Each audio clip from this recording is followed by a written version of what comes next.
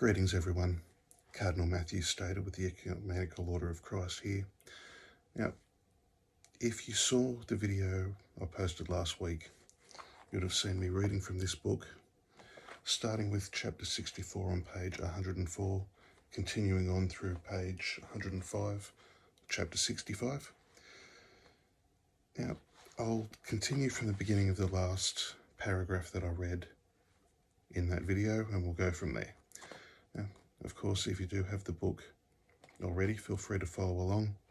If you don't have it yet, I will provide a link in the comment section. Now, most people learning about the New World Order listen to religious officials teaching that this is the Antichrist kingdom. And because of this, they want to fight against it. They are false preachers and they are wrong. And they have many believed things that were not actually in the scriptures at all.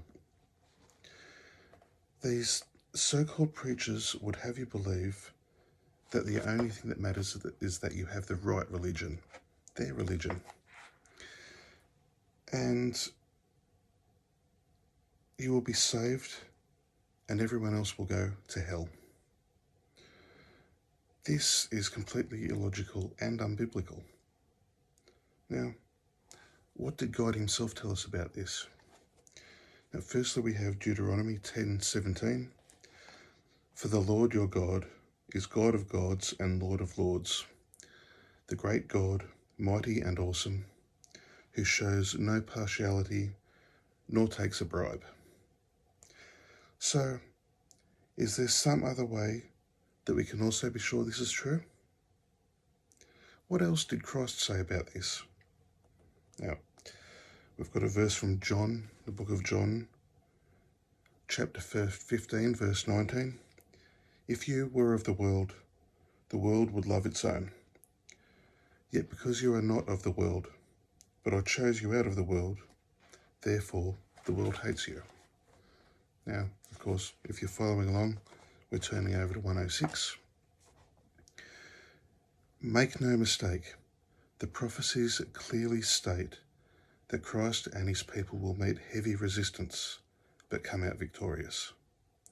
Now we've got Revelation chapter 19, verse 19. And I saw the beast, the kings of the earth, and their armies, gathered together to make war against him who sat on the horse and against his army. So, if you weren't aware of it before, you now know that you're in the right place and you don't have to fear the anti-New World Order propaganda, because they are fulfillment of God's awesome plan.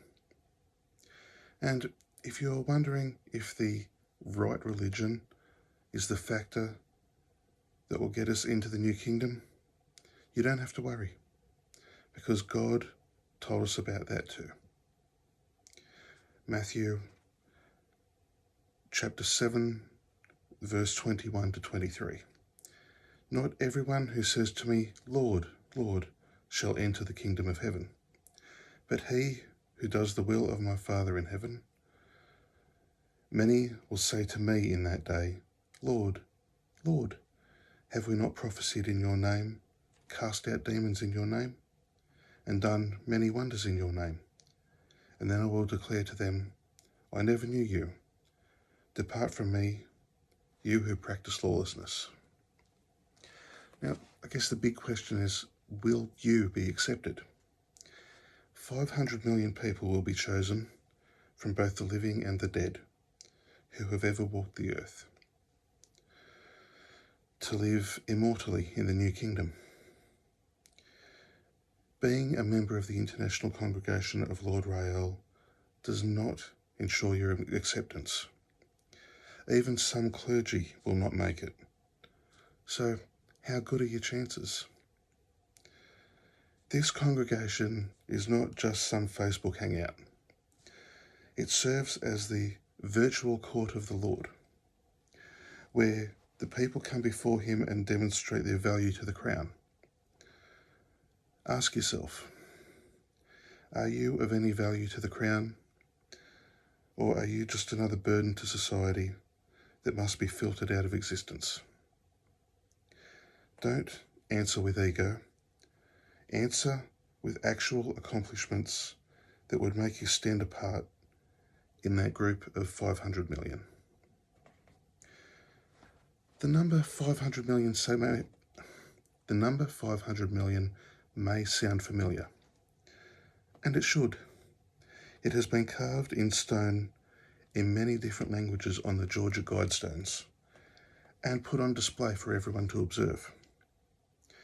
The new kingdom is literally being announced in abundantly different ways to a multitude of differing peoples, with the elite and illuminated subtly, and sometimes not so subtly, trying to grasp the attention of those who might be found worthy.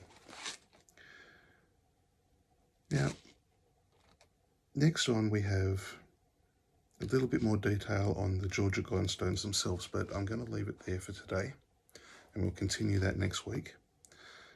Thank you very much for joining me. Now, again, as I said last week, my advice to you is to always try and keep an open mind. Try to learn something new every day.